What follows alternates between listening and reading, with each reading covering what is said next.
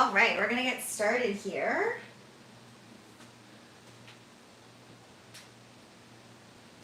Okay, so I really wanted to show you guys my my classic sugar cookie video because I know I uploaded one a really long time ago and it's been kind of the go-to for the classic recipe.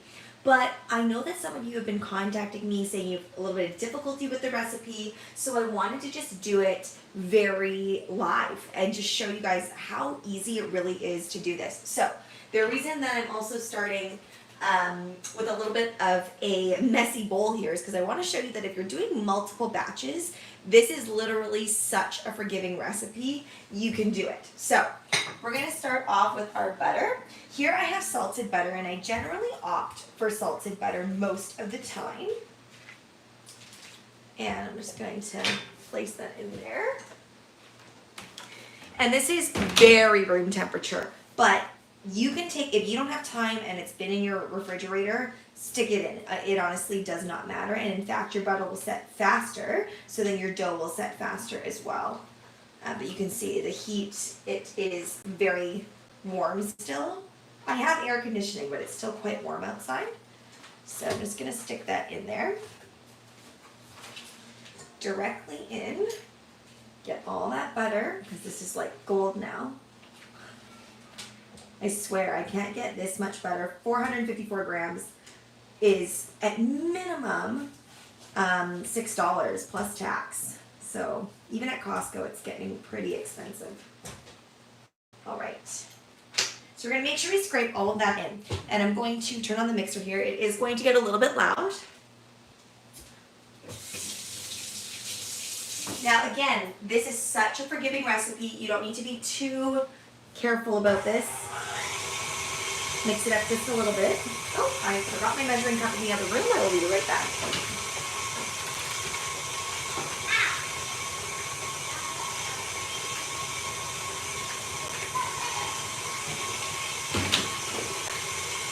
Okay, and that's literally it. I mean, honestly, it could have even skipped over that part too. And we're gonna go 3 cups of sugar, of granulated sugar. 1, 2, 3. Now a lot of people are very picky and they want you to cream the sugar and the butter together in the recipes, which yes, works totally fine. At this point, I also like to add in the eggs as well as my vanilla. Hello everybody on the chat. Okay, I'm going to add a little bit of vanilla in. I never measure. Everybody was getting all up in my comments the other day talking about how much vanilla my daughter put into the brownies on that short. You guys might have seen it. It still tasted exactly the same. Okay, and then 4 eggs. You'll notice I did not cream my butter and sugars together. In some recipes, that is vital and pertinent that you do that right if it tells you to, but in this particular instance, again, just showing you truly how forgiving this recipe is. It is so simple, it is so easy. Lock that in. Just go at a little bit of a slower speed, of course. We don't want this flying everywhere.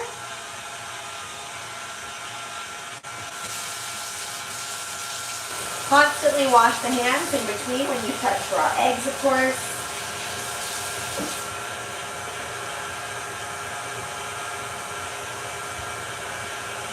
Just gonna move that camera slightly. I just need to grab something from the fridge here.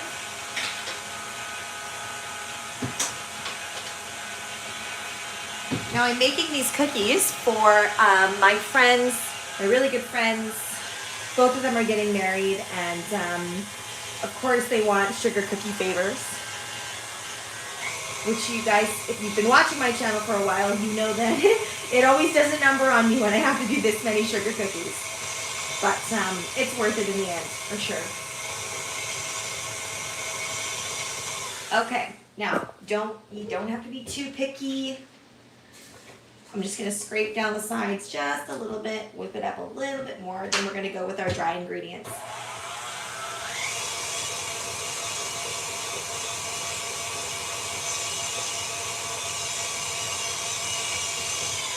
Okay, now I'm gonna go in with my dry ingredients. My goal for this is always not to get flour everywhere, but that doesn't always happen, and that's okay.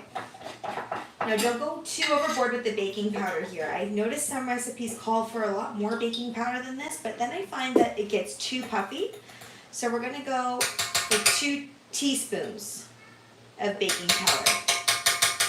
And do not fret if you miss the measurements for this. I have a full video of this that's a lot more concise. This is more for if you've had difficulty in past and you really want to see what it is that my method is. Okay, now I'm going to start with 3 cups of flour. Again, this is, you want to be fairly exact. You'll notice that I am leveling off the top. But again, if your measurements aren't perfect, like if you're not getting out a scale to weigh this, you're still going to be just fine. Okay, we're going to do it just a little bit.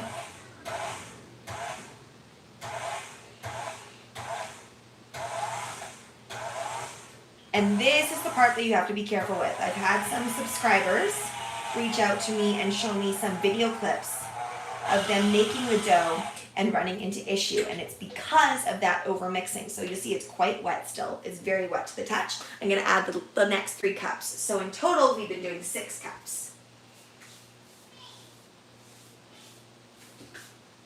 So we're going to do 3 more cups.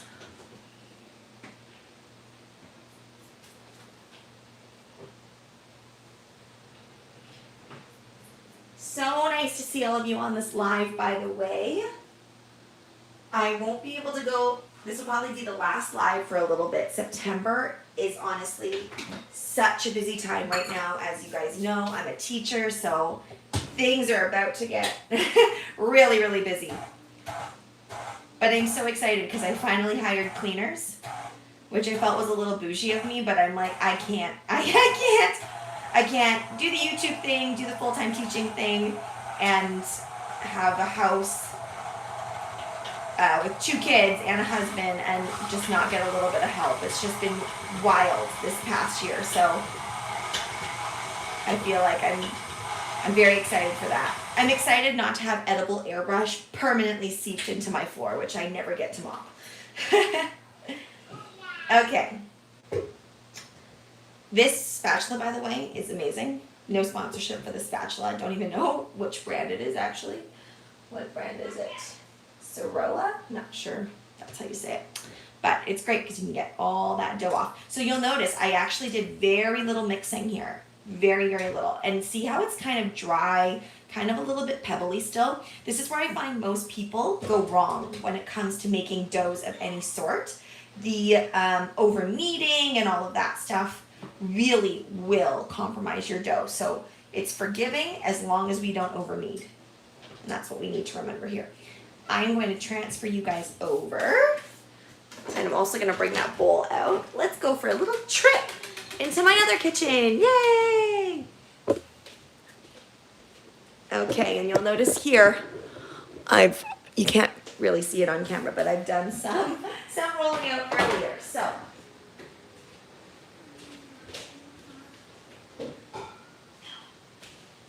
I like to come out into the main kitchen here so that I can do the big surface stuff.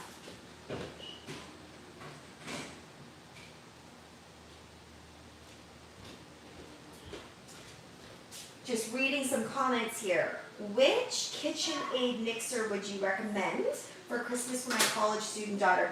I have the classic, which I think is great. There's other ones that are a little bit more heavy duty, and I don't like the way that they perform as much, but it is a preference thing. KitchenAid is such an amazing brand and company that honestly, every single one of them is going to get the job done. The only one that I recommend against, and this is only because I do so much baking, is I don't like the really small ones because you can't hold as much.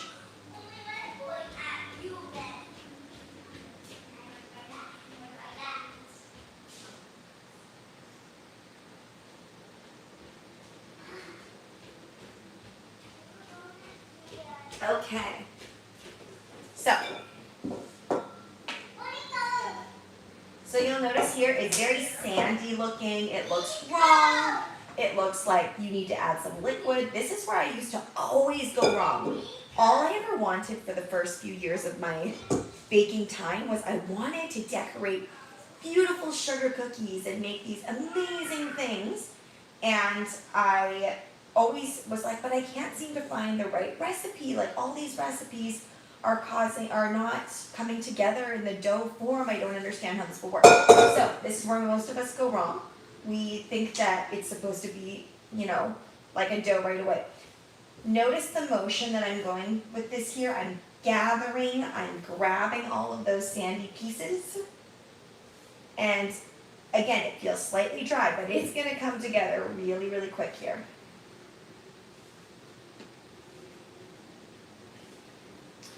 And I want to get all those pieces, those runaway pieces.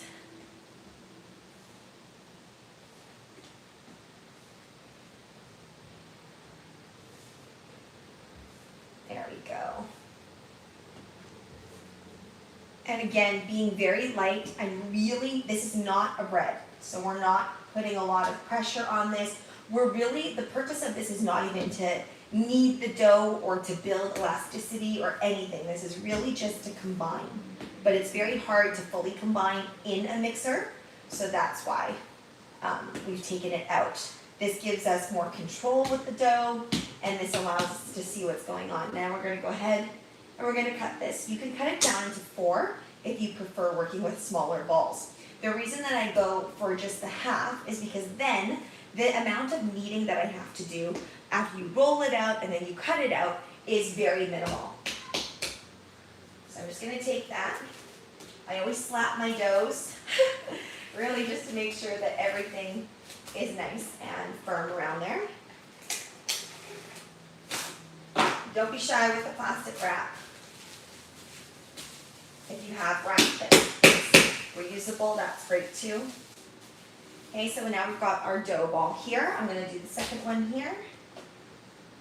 Really trying to make use of all this dough. I've got to get 100 cookies out of this. It's very much that cookie math where you're trying to make sure that you've got enough and you don't have to do 3, because technically my recipe makes around 48 cookies, I would say. But again, I hate these gauges because it's like 48 cookies. Well, are your cookies the size of a foot, or are your cookies, like this size? How big are your cookies? So I say around 48, but we'll see. I'm hopeful that I might be able to get 100 out of this, but if not, I'll have to bake. By the way, I have more than this that I prepared, but if not, I'll have to bake more tomorrow. I've just run out of eggs, so this is the maximum that I can do for right now.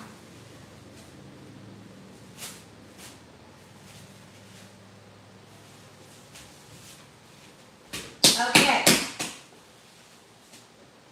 I'm gonna put this aside. Again, we see the cooking shows where they always have the perfect bowls. Everything's clean. That's not realistic, especially when we're baking on the fly like this and we're doing things from home. It's okay to just leave it like this. I used to think that everything had to be spick and span. It's not a health concern. We're not going to leave it for hours and hours and hours. If we end up needing more dough, go ahead and you can cream your butter and sugar in there. It's not going to compromise anything. All right.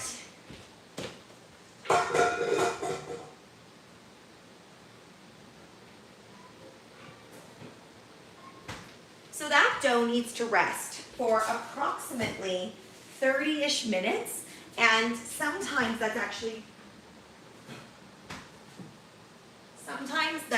a bit too long. Like right now, this is quite solid, and I just took that out of the fridge.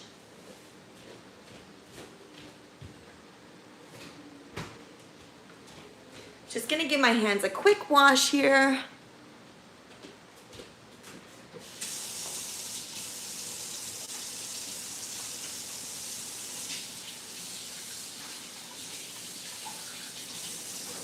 Okay, now this is another stage where things tend to go wrong for people. And it went wrong for me for the longest time. And it takes a lot of faith as well, I think, to just believe that it's going to work out. I know that sounds very strange, but sometimes with baking, it's like you have to have faith that adjusting your oven temperature is not going to be scary, like it's going to be okay, and it's going to get you the results that you need. So, the pans that I'm using, and I exclusively use these Fat Daddy-O pans now. I honestly, ever since I made the switch over, even baking completely through and through every single time, doesn't matter if I use gas or if I use convection or if, you know, I just use the regular baking function. It always works really, really well. So highly recommend Fat Daddy-O pans. And then we're also going to use the Pro Mats that Fat Daddy-O also puts out. Not only are these just great because environmentally wise, we don't have to use anything, right? We can just use this over and over and over again. So the Pro Series baking mat is my absolute favorite. You're gonna get such an even bake on this. These are great for macarons as well, but they are also awesome for cookies too. Something a little bit more simplistic. Okay, and I love getting the half sheet. The half sheet fits so well. Obviously with their own baking series, it's gonna fit really well. And that's it. And I used to spend hours and hours, you know, cutting out parchment for various baking things. Like when I used to do macarons on parchment, I would just spend forever cutting those sheets and I hated it. And now got these great pans.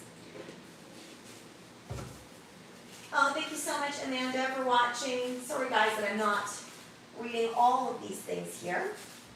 Okay, here comes the fun part. Well, actually the fun part is decorating, but here comes the fun part of baking. We're gonna set that oven to 350. I'm gonna get both of my ovens going because when you're doing 100 cookies, you want that.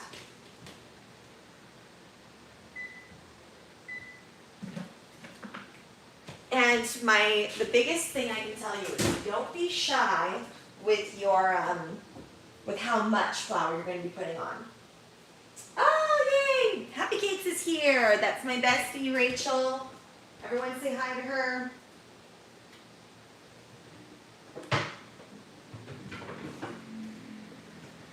Her story, one of her Insta stories was just regrammed by a comedian.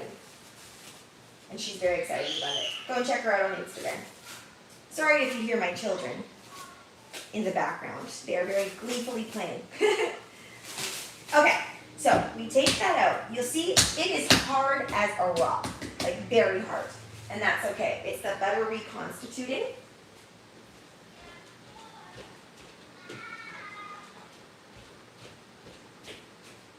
Yes, these are the ones that are for the wedding. I was just telling the audience that.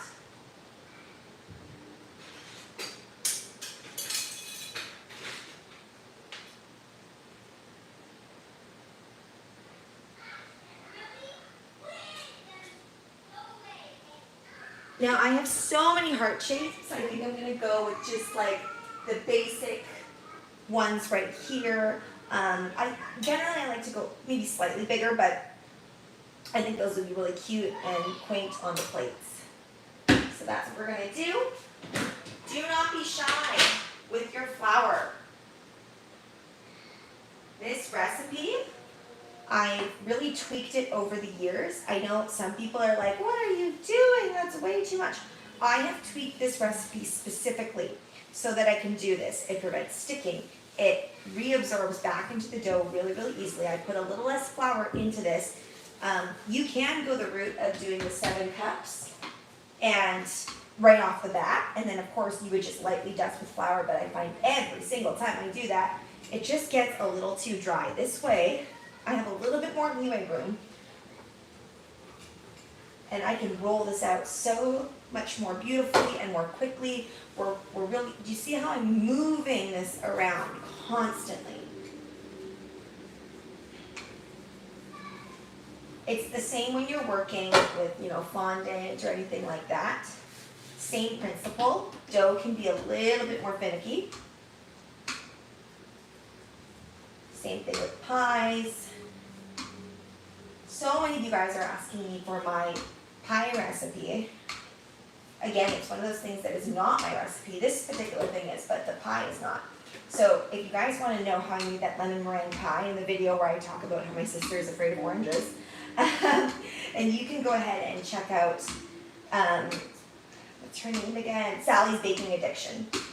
I basically compiled her recipes from there. I use my own meringue recipe, but then everything else is hers. And we want to go thin, but not too thin with this. And don't worry if you get gapping like this. Who cares? And then just go ahead and cut. And again, you want to be mindful about where you're cutting. And I find that I can place my cookies fairly close together. I do like to pop them into the fridge, but again, you don't really have to with this.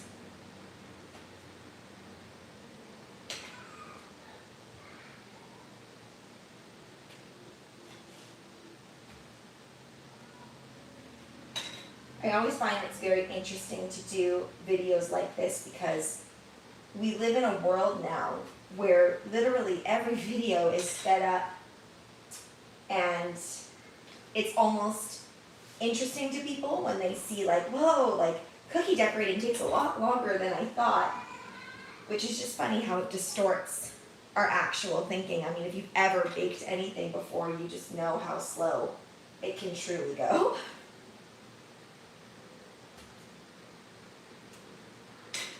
So, and I know that when I first started learning how to bake and learning how to make cakes, I did want to see things in real time a lot.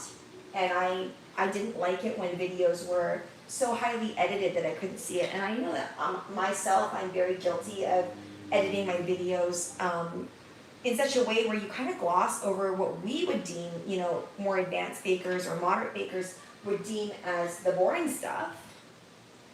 But sometimes when you're beginning, you kind of need to see those moments. You need to be able to see like, oh, okay, it really can, like for example, with macaron making, you really do need to see that stage where things go from turning into a dry ingredient with meringue, and then all of a sudden it is the macaron batter, you know, and I think it's really, really important to be able to see that in slow motion, or in real time, I should say, which feels like slow motion.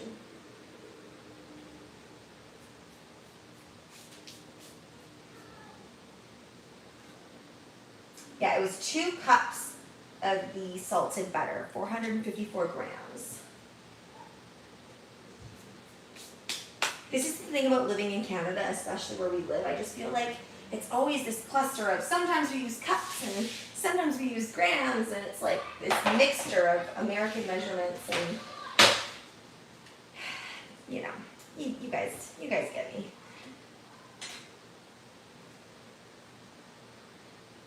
So these are going to get a really just nice coat of white on them. A base coat of white. Then we're going to have the their new monogram. It's going to be a letter K, so definitely if you want to check that out, I'll be making a full video on that, and it'll be a beautifully edited video. Because could you imagine if I just sat here for hours on end doing that? That'd be many, many hours. Although my friend, Ashleigh, she's also here on YouTube, Cake Legend, if you want to check her out. She's been uploading videos lately of real-time cake decorating, like full, 1 hour real-time cake decorating, and those have been blowing up. So I guess some people do like watching that. I personally need the information fast, so that's why I make a lot of content like that. But like I said, this is very valuable as well. Again, being very haphazard with the amount of flour, being very generous, I should say.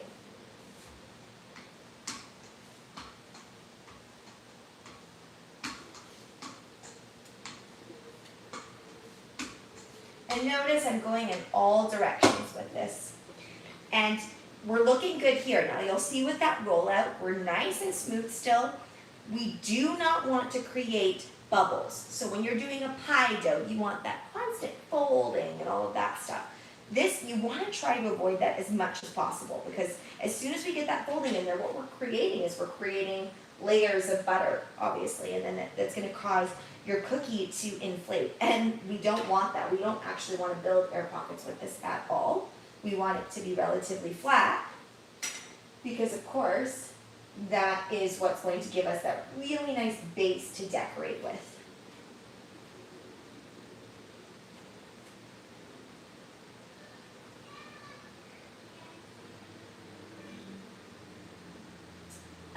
Debbie, the recipe is actually on another video of mine. It's one of those Christmas Vlogmas videos that I did.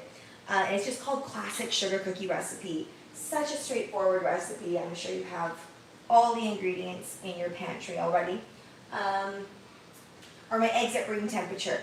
They were at room temperature, but honestly, that does not matter. This recipe is so forgiving. Use refrigerated butter, use refrigerated eggs, and it's still going to come out just right every single time. I've done it every single way possible, and I've really done things with this recipe. I've added in, Earl Grey to make it an Earl Grey flavor. You can add matcha powder. You can do so much. Now, here's where things generally we start to lose the nice silky feel of the dough. Again, I'm being very, very cognizant not to overknead this, as that's when we're going to run into trouble. Noticing now I'm not adding in any more flour. I'm taking that residual flour and messing around with that because we have more than enough flour. We want to avoid cracks like this. I mean, it's totally fine, but as you continue on, you're going to get that. Now, I used to struggle a lot with the re-rolling of it, and then I'd run out of dough, and I'd have orders on the go. So the best way that never happens to me now is because of my cookie cutting technique. Now, you guys might have noticed it as I was doing it. I'm going to walk you through this step. It's very important. So I'm going to go ahead and just show you here. Now, some people will want to just cut, lift all the excess dough, and then go ahead and scrape off. That has never worked for me. I find that everything starts to go oblong, especially if we're talking about doing a circular shape. Hearts are quite forgiving, but I still want to show you my technique here. I go ahead and I press it. I take one end of the cookie cutter. It does matter which end you take. If I were to take this end, it wouldn't come out as easily. I'm going to take the pointed end because then I know that I have the leverage from this side, which is nice and broad, and all it's going to do is it's going to further indent that heart shape. So I'm going to take that, and I use the cookie cutter to just pull up one little tab, and then I just hold it like this. Now, I know this doesn't seem like that big of a technique, but it really is something that I've been working on for a while. And here you'll notice it did come up. I just let it drop down, and then there you have it. Now, if you are finding that for some reason when your cookies bake up, you're not getting that beautiful shape that you wanted from your cookies because maybe they've gone oblong, maybe you didn't leave them in the fridge long enough, maybe your dough just wasn't cold enough, or your hands are very warm and they've worked the dough too much, you can go ahead, clean this cookie cutter, or whatever shape you're using, and then as soon as they come out of the oven, if you're noticing it's a disaster and things are baking into each other, it really shouldn't with my recipe, but I can't guarantee the temperatures of your ovens. So, because we all have differential oven temperatures, regardless of the fact that it says 350 degrees Fahrenheit, it doesn't always mean that, even with our temperature gauges and all that stuff. So then you take your cookie cutter, you squish it back into your baked cookie, and you're going to come out with a beautiful shape. Is it going to have the nice baked edges? It's not. Sorry. But it will be a beautiful cut still, and you'll still get that really, really nice shape. Of course, we only do that in desperate times. But yeah, that was what I wanted to show you guys. And I really hope you found that useful. At this stage, what I'm going to do is I'm going to bake these at 350 degrees Fahrenheit for 12 minutes. 12 or 13 minutes is generally my magical number for this. And if you want to see the follow-up, if you want to see how these baked out, I'm going to be posting a video of me making the entire project from start to finish, all of those cookie favors. So definitely go and check that out, guys. Thank you so much for joining me, and I will see you guys later.